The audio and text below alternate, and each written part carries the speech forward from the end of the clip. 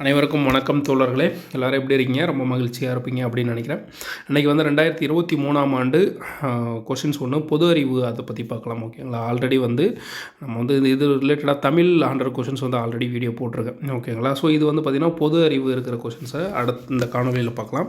So இதில் வந்து பார்த்திங்க அப்படின்னா ஃபஸ்ட்டு கொஷினை பாருங்களேன். இரும்பு கடலை என அழைக்கப்படும் பனுவால் எது அப்படின்னா பதிற்று 10 அப்படின்ற நூல் தான். இரும்பு கடலை என அழைக்கப்படும் பனுவால் எது அப்படின்னா பதிற்று 10. அடுத்து இரண்டாவது கொஸ்டின் பாருங்கள். பொருத்தமற்ற நாவல் வகையை கண்டறிக. கீழ்கண்டவற்றில் எது வரலாற்று புதினத்தில் அமையாதது? வரலாற்று புதினத்தில் அமையாததுன்னா சிவகாமியின் சபதம், யுவராணி, செம்பியான் செல்வி, இது எல்லாமே வரலாற்றை பற்றி குறிப்பிடுது. ஆனால் சுந்தரி அப்படின்ற நூல் வந்து வரலாற்றை பற்றி குறிப்பிடலை. ஸோ அதனால் அதுதான் ஆன்சர்.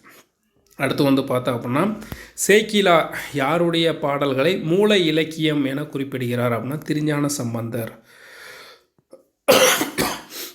ஸோ சேக்கிழார் வந்து யாருடைய பாடல்களை மூல இலக்கியம் என குறிப்பிடுகிறார்? திருஞான சம்பந்தர். அப்போ மூல இலக்கியம் அப்படின்றது யாருடைய பாடல்கள் அப்படின்னா திருஞான சம்பந்தருடைய பாடல்கள் தான். ஓகேங்களா?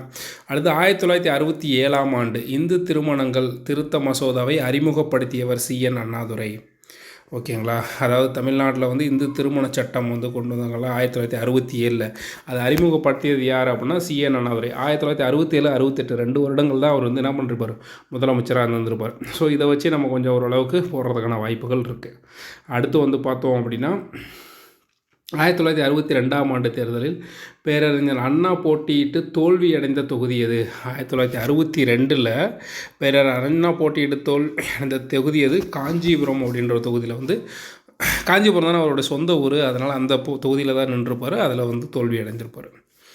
1962 தோல்வி அடைந்திருப்பார். அதுக்கப்புறம் 1967 தேர்தலில் வெற்றி அடைந்திருப்பார். தென்னிந்திய நல உரிமை சங்கம் எந்த ஆண்டு உருவாக்கப்பட்டது? தென்னிந்திய நல உரிமை, அதாவது south Indian liberal federation. So இதையே வந்து ஆன்சராக கூட ஒரு சில டைம் கொஸ்டின் கேட்டுருக்காங்க. சவுத் இண்டியன் லிபரல் ஃபெடரேஷன் அப்படின்னு சொல்லிட்டு அது எப்போ ஃபார்ம் பண்ணாங்க அப்படின்னா 1916 வந்து ஃபார்ம் பண்ணியிருப்பாங்க. ஓகேங்களா? அடுத்தது பெரியார் ஈவே ராமசாமி அவர்கள் எந்த ஆண்டு சேலத்தில் மூட நம்பிக்கை ஒழிப்பு மாநாடு? நல்லா பார்த்துக்கோங்க. மூட நம்பிக்கை ஒழிப்பு மாநாடு எந்த ஆண்டு நடத்தினார் அப்படின்னா 1971. இது வந்து பார்த்திங்கன்னா 2024 ஒரு எக்ஸாம் நடந்திருக்கும். அதில் வந்து பார்த்திங்க அப்படின்னா 1971ஆம் ஆண்டு பெரியார் அது வந்து மூட நம்பிக்கை ஒழிப்பு மாநாடு எந்த மாவட்டத்தில் நடத்தினார் அப்படின்னு சொல்லி கேட்டிருந்தாங்க. First option Erode.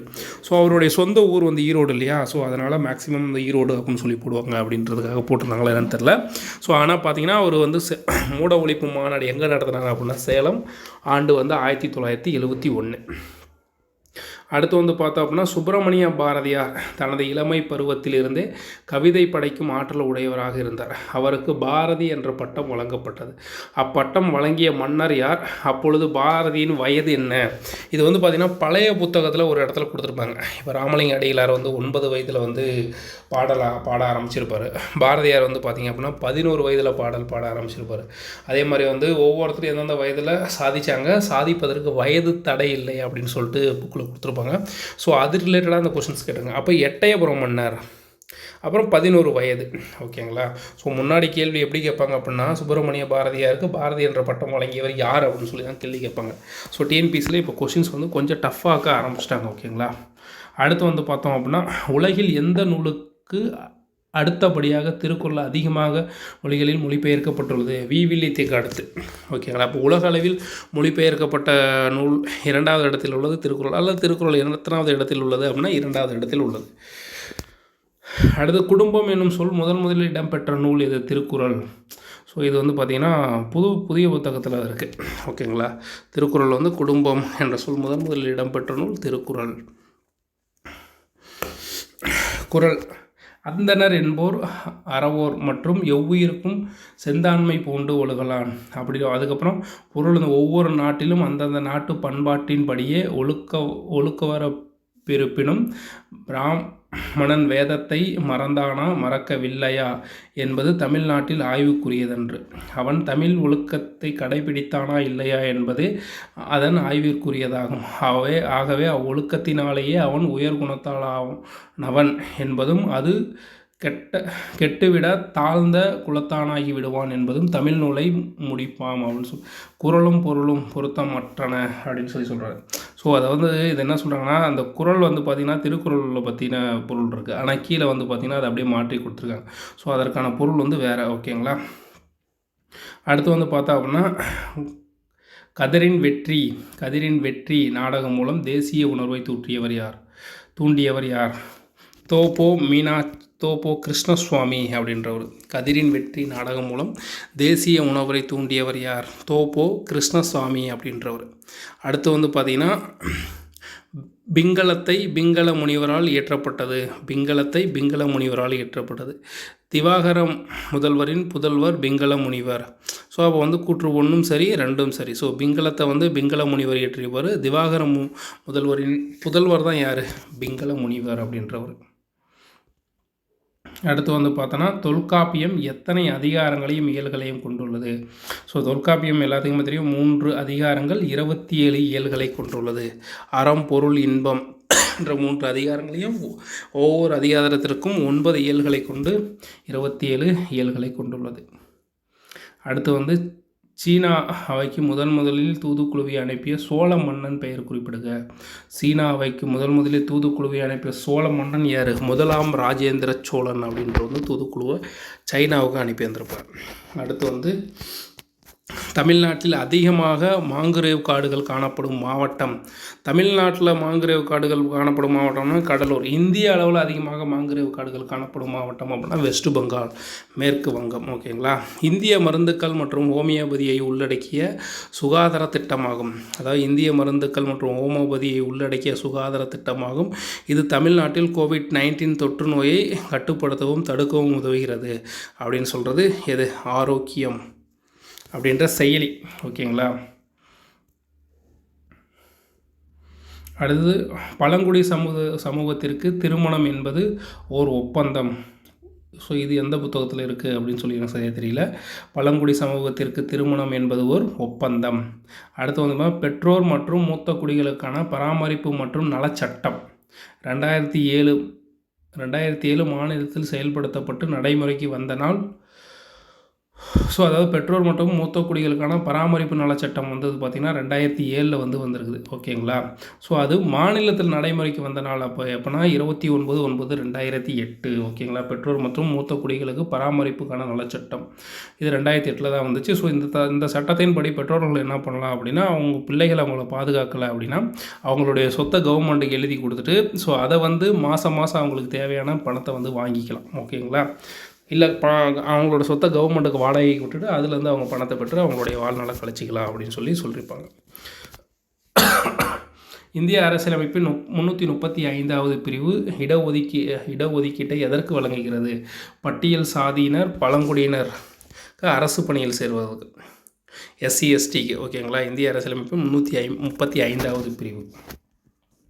அடுத்து வந்து தமிழ்நாட்டில் தேஸ் பயிர் உற்பத்திக்காக அதிக பரப்பளவு நிலம் பயன்படுகிறது. ஸோ நெல் தான் வந்து பார்த்திங்கன்னா நம்ம அதிகமாக விளைவிக்கிறோம். அதே மாதிரி பார்த்திங்கன்னா வட மாநிலங்களில் வந்து கோதுமை அதிகமாக விளைவிப்பாங்க. தமிழ்நாட்டில் பின்வரும் தொழில்களில் ஒன்று மத்திய அரசால் மேற்கொள்ளப்படவில்லை.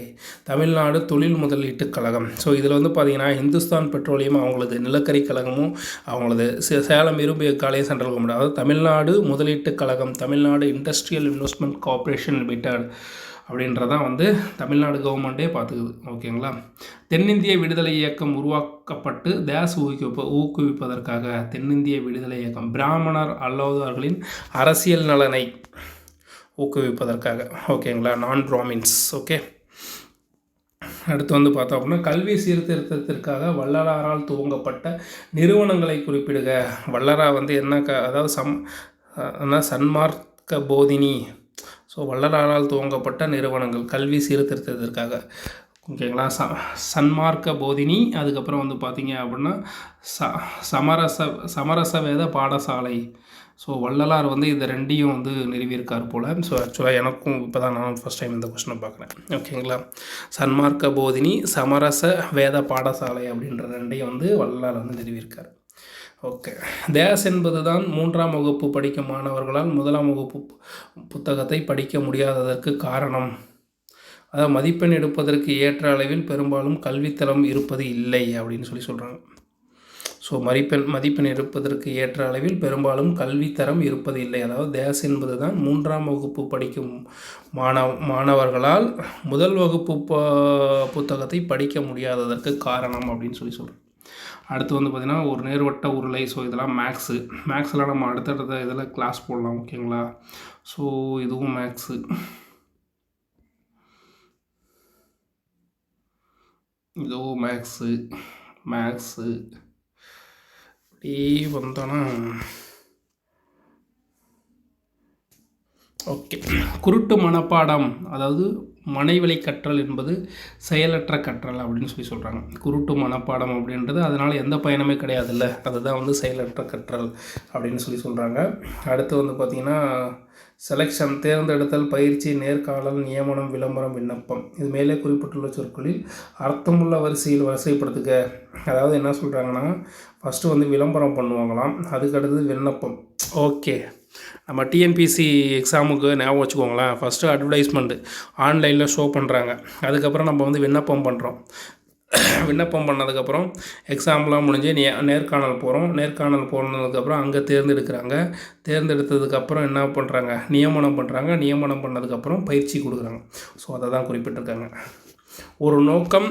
ஆனால் ஆக்சுவலாக இந்த கொஸ்டின் வந்து புதுசாக இருக்குது, ஓகேங்களா? இந்த கொஸ்டின் வந்து இதுக்கு முன்னாடி இந்த லாஸ்ட் இயர் குரூப் 4லேயோ குரூப் 2லேயோ ஆப்பிள், ஆரஞ்சு அந்த மாதிரி கொடுத்துருந்தாங்களே, அந்த மாதிரி இந்த டைம் இந்த மாதிரி ஒரு கொஸ்டினை கேட்டிருக்காங்க. ஸோ இது சடனாக பார்த்தவங்களுக்கு என்ன தெரிய போகுது இதில், ஓகேங்களா? ஸோ அடுத்து வந்து பார்த்திங்க அப்படின்னா ஒரு நோக்கம் அல்லது இலக்குடன் மனதில் படிப்படியாக சிந்தித்தலை வரையறுக்க பயன்படுத்தும் சொல் பகுத்தறிதல். ஒரு நோக்கம் அல்லது இலக்குடன் மனதில் படிப்படியாக சிந்தித்தலை வரையறுக்க பயன்படுத்தும் சொல் பகுத்தறிதல். அடுத்து வந்து பார்த்தோம் அப்படின்னா மரபணு வெளிப்பாட்டை வெளிப்படுத்துதலுக்காக ஒப்பரின் மாதிரியை முன்மொழிந்தவர் யார்? ஒப்பரின் மாதிரியை முன்மொழிந்தவர் ஜேக்கப் மற்றும் மோனாடு அப்படின்றவங்க.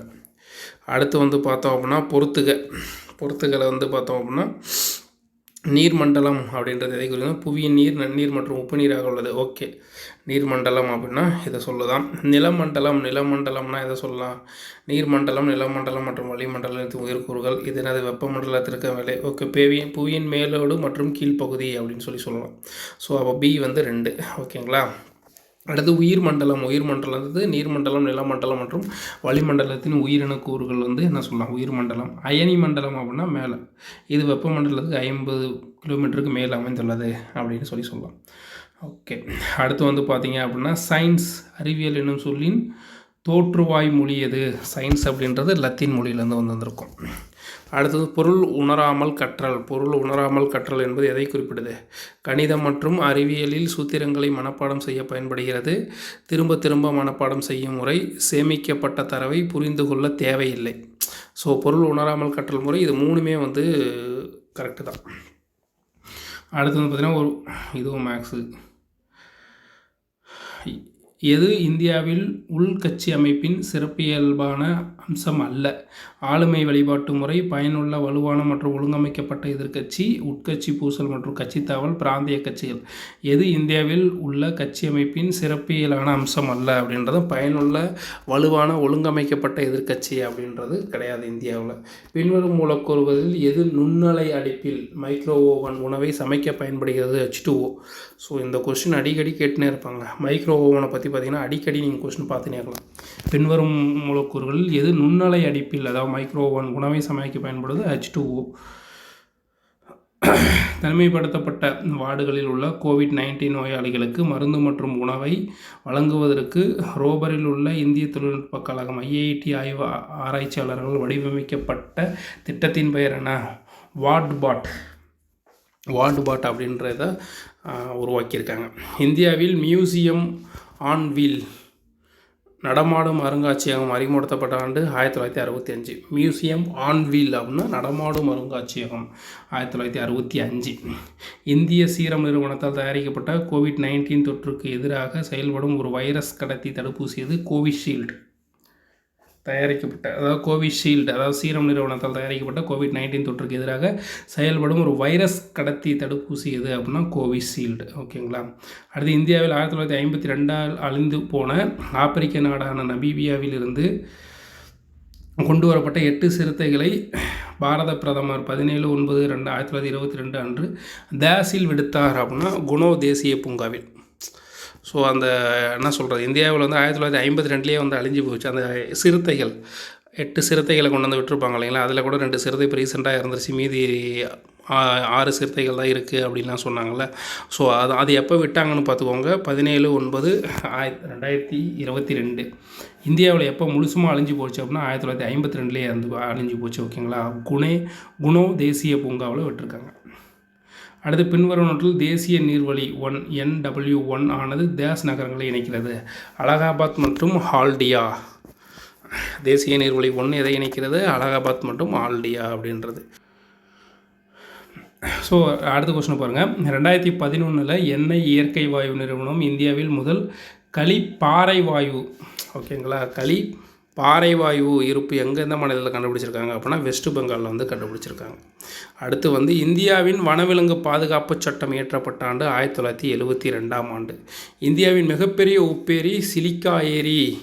ஸோ இதுக்கு முன்னாடி பார்த்தீங்க அப்படின்னா சிலிக்கா ஏரி எந்த மாவட்டத்தில் அமைந்துள்ளது அப்படின்னா எங்கே ராஜஸ்தானில் வந்து அமைஞ்சிருக்கும் சிலிக்கா ஏரி. அடுத்து வந்து பார்த்திங்கன்னா மேலடுக்கு காற்று சுழற்சியான ஜெட் ஓட்டம் காணக்கூடிய அடுக்கு என்னது? ட்ரோபோஸ்பியர். ஜெட் ஓட்டம் எங்கே இருக்குது? அதாவது ஜெட்டு வந்து அந்த அடுக்கில் தான் பறக்கும். ஓகேங்களா. ஸோ அந்த அடுக்குகளில் ட்ரோமோஸ்பியர் அப்படின்னு சொல்லிட்டு மொத்தம் 6 அடுக்கு என்னமோ இருக்குல்ல. ஸோ அதில் வந்து பார்த்திங்கன்னா மீசோஸ்பியர், தெர்மோஸ்பியர், ஸ்ட்ரோபோஸ்பியர் அப்படின்னு சொல்லிட்டு அதில் வந்து ட்ரோபோஸ்பியரில் மட்டும்தான் ஜெட்டு பறக்கும். விமானம் பறக்கிறதுக்கு ஒரு லேயர் இருக்குது. ஓகேங்களா. நம்ம அனுப்புகிற தகவல்களை திரும்ப ரிட்டன் அனுப்புறது, சேட்டலைட்டு போய் அந்த மேலே பறந்துட்டுருக்கோம்ல, அதுக்கு தனியாக ஒரு அடுக்கு இருக்குது. ஸோ அதெல்லாம் வந்து பார்த்திங்கன்னா நம்ம அடுத்தடுத்த காலையில் கிளாஸ் போடும்போது பார்க்கலாம். ஓகேங்களா. யாருடைய வழிகாட்டுதலின்படி மொஹஞ்சதாரோ மற்றும் ஹரப்பாவில் அகராட்சி செய்யப்பட்டது? John Marshall. So John Marshall தான் ஃபஸ்ட்டு அங்கே வந்து அகராட்சி பண்ணணும் அப்படின்னு சொல்லியிருப்பார். அடுத்து வந்து பார்த்தோம் அப்படின்னா அரசின் வழிகாட்டு நெறிமுறை கொள்கைகள் குறித்த கூற்றுகளில் தவறான கூற்று எது? நீதிமன்றங்கள் வழி நடைமுறைப்படுத்தலாம். அரசு நெறிமுறை கோட்பாடுகளை வந்து அரசு எந்த அரசியலமைப்பு சட்டம் கொண்டாலும் பார்த்துக்கலாமா ஒழிய அதை வந்து என்ன பண்ணணும், பின்பற்றணும் அப்படின்ற அவசியம் கிடையாது. நீதிமன்றங்கள் வழியாக அதை நடைமுறைப்படுத்த முடியாது. ஓகேங்களா. கிராம பஞ்சாயத்து அமைப்பையும் குடிசை தொழிலையும் ஊக்குவிக்கிறது. கரெக்டு. 14 வயதிற்கு கீழே உள்ள சிறார்களுக்கு கட்டாய கல்வி. ஆமாம், 45வது சட்டமாக முன்னாடி இருந்திருக்கும். தற்போது வந்து 21A கொண்டு வந்து வச்சிட்டாங்க. பட்டியல் இனத்தவர் பழங்குடியினர் மேம்பாட்டுக்காக சொல்லியிருந்திருப்பாங்க. அதுதான். ஆனால் ஒன்று மட்டும் தான் தவறு. ஓகே. 4 உண்ணாத உண்மைகளால் வழங்கப்பட்ட பௌத்த மதத்தின் அடிப்படை கோட்பாடுகளில் சேராதது எது? இறப்பற்ற ஆன்மா. ஓகே. துன்பம் துக்கத்தின் முடிவு, துன்பத்திற்கான காரணம். ஸோ 4 உண்ணாத உண்மைகளால் வழங்கப்பட்ட பௌத்த மதத்தின் அடிப்படை கோட்பாடுகள் இது. அடுத்து வந்து பார்த்தோம் அப்படின்னா வேசரபாணி கட்டிடக்கலை இப்படியும் அழைக்கப்படுகிறது. ஸோ சாளுக்கியர் பாணி. ஸோ நம்ம தமிழ் ஹிஸ்ட்ரியை பொறுத்த வரைக்கும் சாளுக்கியர்கள்லாம் தேவையில்லை அப்படின்ற மாதிரி சொல்லுவாங்க. அப்படிலாம் ஒன்றும் கிடையாது. இப்போ பாருங்கள், சாளுக்கியரை பற்றி ஒரு கொஸ்டின் கேட்டிருக்காங்கல்ல. பாணி கட்டிடக்கலை இப்படியும் அழைக்கப்படுகிறது சாளுக்கியர் பாணி. இந்திய மொழிகளுக்கான மத்திய நிறுவனம் எங்கு அமைந்துள்ளது? பெங்களூரில் வந்து அமைந்திருக்கு. இந்திய மொழிகளுக்கான மத்திய நிறுவனம் எங்கே இருக்குது? பெங்களூரில் இருக்குது. அடுத்து வந்து தாரிக்-இ-ஷெர்ஷா என்ற நூலியை எழுதியவர் யார்? அபாஸ் கான் ஷர்வானி அப்படின்றவர் வந்து எழுதியிருக்கார். தாரிக்-இ-ஷெர்ஷா அப்படின்ற நூலை எழுதுகிறவர் அபாஸ் கான் ஷர்வானி அப்படின்றவர் வந்து எழுதியிருப்பார். கீழ்கண்டவற்றுள் இல்துமிஷை பற்றி கூறும் சரியான கூற்று.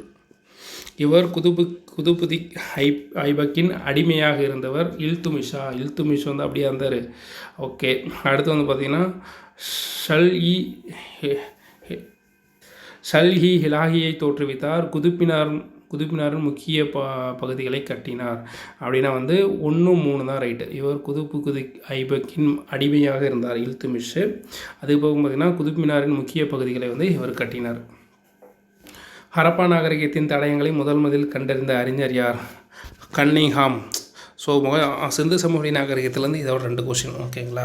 சிந்து சமவெளி நாகரிகத்துலேருந்து எல்லா கொஷின்லையுமே வந்து பார்த்திங்கன்னா நீங்கள் 2 கொஷின் எதிர்பார்க்கலாம். லோக் ஆயுக்தா தனது வருடாந்திர அறிக்கையை சமர்ப்பித்தது எங்கே சமர்ப்பிக்குது? ஆளுநர் தான் சமர்ப்பிப்பார். லோக் ஆயுக்தா தனது வருடாந்திர அறிக்கையை யார் சமர்ப்பிக்கிறார்? ஆளுநர் தான் சமர்ப்பிப்பார். அடுத்து வந்து பார்த்தோம் அப்படின்னா சரியான பொறுத்ததை தேர்வு சட்டப்பிரிவு 226 உயர்நீதிமன்றம், அதுக்கப்புறம் பார்த்தீங்கன்னா 2வது சட்டப்பிரிவு 32 உச்சநீதிமன்றம். ஸோ இது ரெண்டும் வந்து நீதிமன்றங்களை பற்றி குறிப்பிடுது. சட்டப்பிரிவு 40 என்னது? கல்வியை பற்றி குறிப்பிடும். சட்டப்பிரிவு 51 என்னது? அரசு நெறிமுறைக்கு உட்படா? இல்லையே, அந்த 4வதாக ஒன்று அடிப்படை கடமைகளை பற்றி குறிப்பிடும் 51A. ஓகேங்களா? ஸோ படித்த கிட்டத்தட்ட ஒரு 6 மாதத்துக்கு மேலே ஆகுது இதெல்லாம் தொட்டு. ராஜமன்னார் குழுவை பற்றி கீழ்கணம் சொற்றொடர்கள் எது சரியானது அப்படின்னா 2, 3 தான் சரி. இக்குழு 1971 அதன் பரிந்துரை அளித்தது. அதுக்கப்புறம் வந்து பார்த்திங்கன்னா இக்குழு ஒன்றிய மாநில உறவுகளை ஆராய்வதற்காக அமைக்கப்பட்டது. அடுத்து வந்து பார்த்திங்கன்னா கீழ்கண்ட அமைப்புகளில் சிறியதிலிருந்து பெரியது என வரிசைப்படுத்துக. சிறியதிலிருந்து பெரியது எது அப்படின்னு வரிசைப்படுத்துக. இப்போ இதுலேயே ரொம்ப சின்னது இது கிராம சபை ஒன்று. அடுத்து வந்து பார்த்திங்கன்னா கிராம ஊராட்சி, அதுக்கப்புறம் ஊராட்சி ஊராட்சி ஒன்றியம். பார்த்தீங்களா, கொஸ்டினே தப்பாக கொடுத்துருக்காங்க பாருங்கள். ஊராட்சி ஒன்றியம், அதுக்கப்புறம் மாவட்ட ஊராட்சி மன்றம். ஓகேங்களா? அடுத்து வந்து பார்த்திங்கன்னா கீழ்கண்ட பகுதியை படித்து அதன் அடிப்படையில் விளக்கங்களை தருக. ஓகே. சபாநாயகர் அவையில் இல்லாத சமயங்களில் துணை சபாநாயகர் அவையை நடத்துவார். ரைட்டு. சபாநாயகர் சபாநாயகர் எவ்விதம் தேர்ந்தெடுக்கப்படுகிறோமோ அவ்விதமே துணை சபாநாயகரும் அவையில் தேர்ந்தெடுக்கப்படுகிறார். அதை போலவே அவர் நீக்கப்படுகிறார். இவர் பாராளுமன்ற குழுவின் உறுப்பினராகும் பொழுது தானாகவே அதன் தலைவரது இவரது சிறப்பு. மேற்காணும் கருத்துக்களோடு கீழ்கொண்டுள்ளது. ஓகே. துணை சபாநாயகர் அவையை நடத்துகிறார். ஓகே.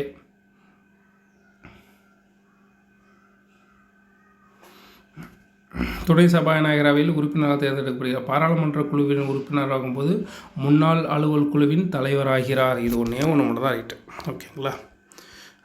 அடுத்து வந்து பார்த்தோம் அப்படின்னா அரசு வழிகாட்டு நெறிமுறைகள் என்பது அடிப்படை உரிமைகளை மீறி செயல்படக்கூடாது என உச்சநீதிமன்றம் தீர்ப்பளித்துள்ளது. அதாவது அரசு வழிகாட்டு நெறிமுறைகள் என்பது அடிப்படை உரிமைகளை மீறி செயல்படக்கூடாது. சென்னை மாகாணம் வெசஸ் செண்பகத்துரைராஜன் அப்படின்ற ஒரு வழக்கு 1951. இல்லை. ஸோ இந்த வழக்கை பற்றி கண்டிப்பாக 2 கொஸ்டின் வந்துடுங்க. அடுத்து கீழ்காணும் கூற்றுகளை பரிசீலிக்க. ஸோ என்ன சொல்கிறாங்க? 3 கூற்றுமே சரின்றாங்க. ஓகேங்களா? மண்டல் குழுவை அமைத்தது மொராஜி தேசாய் அரசாங்கம். ரைட்டு. அரசாங்க பணிகளில் இதர பிற்படுத்தப்பட்டோர் இடஒதுக்கீடு 1993 நடைமுறைப்படுத்தப்பட்டது. ஆமாம். இந்திரா சஹானி வெசஸ் ஒன்றிய அரசு வழக்கு இடஒதுக்கீடு தொடர்பானது. ஆமாம். ரைட்டு. 3மே ரைட்டு தான். அடுத்து தேசிய வளர்ச்சி குழு செயல்பாட்டுக்கு வந்த நாள் 1952 முன்னாடி கொடுத்துருப்பான். இப்போ பாருங்கள் டேட்டோடு கொடுத்துருக்காங்க பாருங்கள். 1952 ஆகஸ்ட் 6. கொஸ்டினை டஃப் பண்ணுறாங்களாமா. தேசிய வளர்ச்சி குழு செயல்பாட்டுக்கு வந்த நாள் வந்து ஆகஸ்ட் 6, 1952. 2வது 5 ஆண்டு திட்டம் தேச அடிப்படையாக கொண்ட மாதிரி மெகலனேவிஸ் மாதிரி அப்படின்னு சொல்லுவாங்க. அடுத்து வந்து பார்த்திங்க அப்படின்னா வந்து தமிழ்நாட்டு திட்டக்குழுவின் தலைவர் யார்? முதலமைச்சர் தான். தமிழ்நாட்டில் வேளாண் ஏற்றுமதி மண்டலங்கள் எங்கே அமைந்துள்ளது அப்படின்னா எல்லா இடத்துலையுமே ஓசூர், ஊட்டி, நிலக்கோட்டை இந்த 3 இடத்துலையும் அமைந்திருக்கு. மதுரையில் வேளாண் மண்டலம் கிடையாது. $5 டிரில்லியன் இந்திய பொருளாதாரம் என்ற குறிக்கோளை வைத்திருக்கும் ஆண்டு 2024-25. ஸோ நம்ம தமிழ்நாட்டில் $5 டிரில்லியன் இந்திய பொருளாதாரம் என்ற குறிக்கோளை வைத்திருக்கும் ஆண்டு வந்து 2024-25. நம்ம வந்து $1 டிரில்லியன் அப்படின்ற மாதிரி பிளான் பண்ணிருப்போம். இந்திய அளவில் $5 டிரில்லியன் சொல்கிறாங்க. ஓகேங்களா? மக்கள் தொகை பெருக்கல் முறையில் உயரும் போது உணவு உற்பத்தி கூட்டல் முறையில் உயர்கிறது என்பதை கருத்தாக கொண்ட கோட்பாடு மால்தூசின் மக்கள் தொகை கோட்பாடு. ஓகேங்களா? ஸோ அவர் தான் என்ன சொல்லுவார்? அதாவது மக்கள் தொகை வந்து பெருக்கல் 2, 4, 4, 2, 8, 8, 2, 16 போகுது. உணவு உற்பத்தி வந்து 2 + 2 4, 4 + 4 8 அப்படின்னு போகுது அப்படின்னு சொல்லியிருப்பார். அடுத்து வந்து பார்த்தோம் அப்படின்னா இந்தியாவில் சரக்கு மற்றும் சேவை ஜிஎஸ்டி சட்டம் நடைமுறைக்கு வந்தனால் ஜூலை 1, 2017. இந்திய அரசானது ரயில்வே நிதிநிலை அறிக்கையை மத்திய நிதிநிலை அறிக்கையுடன் இணைத்து செயல்பட்டு துவங்கிய நிதி ஆண்டு வந்து 2017-18 வந்து தொடங்கியிருப்பாங்க. ஸோ அப்போ 2017 ஜூலை 1 ஜிஎஸ்டி, அதுக்கப்புறம் வந்து பார்த்திங்கன்னா அந்த ரயில்வேவை இணைச்சிருப்பாங்க. அந்த மாதிரி நிறையா ஒர்க் பண்ணியிருந்திருப்பாங்க. பின்வரும் நிகழ்வுகளை கால வரிசைப்படுத்தி ஒழுங்கமைக்கவும். ஸோ அப்படின்னா ஃபஸ்ட்டு வந்து வவால் திட்டம் வரும். 2வது வந்து பார்த்திங்கன்னா சிம்லா மாநாடு. 3வது வந்து பார்த்திங்கன்னா அமைச்சரவை தூதுக்குழு. 4வது மவுண்ட் பேட்டன் திட்டம் தான் சுதந்திரம் வழங்கும் இல்லையா? வல்லபாய் பட்டேலுக்கு சர்தார் பட்டம் எந்த விவசாயினால் வழங்கப்பட்டது? பர்தோலி விவசாயிகள். வல்லபாய் பட்டேல் அதாவது பர்தோலி சத்தியாகிரகத்தில் போய் அவர் கலந்து கொள்ளல, அதில் தான் சர்தார் அப்படின்ற பட்டத்தை வழங்கியிருப்பாங்க. கீழே கொடுக்கப்பட்டுள்ள இந்திய தேசிய இயக்க நூல்களை சரியாக வரிசைப்படுத்துக. ஃபஸ்ட்டு வந்து இந்திய தேசிய காங்கிரஸ் இயக்கத்தின் தோற்றம், ரைட்டு. ஃபஸ்ட்டு தன்னாட்சி இயக்கம், ரெண்டாவது. அடுத்து வந்து பார்த்திங்கன்னா மூணாவது வந்து பார்த்திங்கன்னா சைமன் குழு வருகை, அதுக்கப்புறம் அமைச்சரவை குழுவை உருவாக்குவாங்க. பூரண சர்வஜனி சபை நிறுவியவர் யார் அப்படின்னா எம்ஜி ரானடே அப்படின்றவர் நிறுவியிருப்பார். அடுத்து வந்து ரவீந்திரநாத் தாகூரின் பரிந்துரைப்படி கொண்டாடப்படும் வங்கப்பிரிவினை தினம் ராக்கி பந்தன் தினம். ஸோ ரவீந்திரநாத் தாகூருடைய பரிந்துரைப்படி கொண்டாடப்படும் வங்கப்பிரிவினை தினம் வந்து ராக்கி பந்தன் தினம். ஸோ அதுதான் கையில் கட்டுவாங்கள்ல, அந்த இது கட்டுவாங்க. இப்போ வங்காளத்தை ரெண்டாக பிரிச்சுருவாங்க. ஸோ மேற்கு வங்கம் கிழக்கு வங்கம்னு சொல்லிட்டு மேற்கு வங்கத்தில் வந்து பார்த்தீங்க அப்படின்னா வந்து இந்துக்கள் இருப்பாங்க, கிழக்கு வங்கத்தில் யார் இருப்பாங்க, முஸ்லீம்ஸ் இருப்பாங்கன்னு நினைக்கிறேன். ஸோ அதனால் அது பிளான் பண்ணி பிரிப்பாங்க. அப்போ வந்து என்ன பண்ணுவாங்க, நம்ம 2 பேரும் அண்ணன் தம்பிகள் அக்கா தங்கையா அப்படின்னு சொல்லிட்டு நம்ம வந்து இது கயிறு கட்டி ஒரு விழாவாக கொண்டாடுவோம் அப்படின்னு சொல்லுவாங்க. ஸோ அது இன்றைக்கி வந்து இந்தியா ஃபுல்லாக அது பரவிச்சு இல்லையா. அடுத்து வந்து கட்டபொம்மன் ஆங்கிலேயரால் எப்பொழுது தூக்கிலிடப்பட்டார்? 1799 அக்டோபர் மாதம் வந்து தூக்கிலிடப்பட்டிருப்பார். அடுத்து வந்து பார்த்தோம் அப்படின்னா இந்தியா வீனஸ் ஃப்ரீடம் என்ற நூலை எழுதியவர் யார்? இந்தியா விங்ஸ் ஃப்ரீடம் அப்படின்னு சொல்லிட்டு மௌலானா அப்துல் கலாம் ஆசாத் அப்படின்ற எழுதுவார். இந்தியா வின்ஸ் ஃப்ரீடம் என்னும் நூலை எழுதியவர் யார்? மௌலானா அப்துல் கலாம் ஆசாத். ஓகே நண்பர்களே, இதில் வந்து ஜிகே 100 கொஷின்ஸ் முடிஞ்சு. அடுத்த காணொலியில் மற்ற வீடியோ ஒவ்வொரு ஜிகேவை பார்க்கலாம். ஓகேங்களா? தேங்க்யூ நண்பர்களே, பாய்.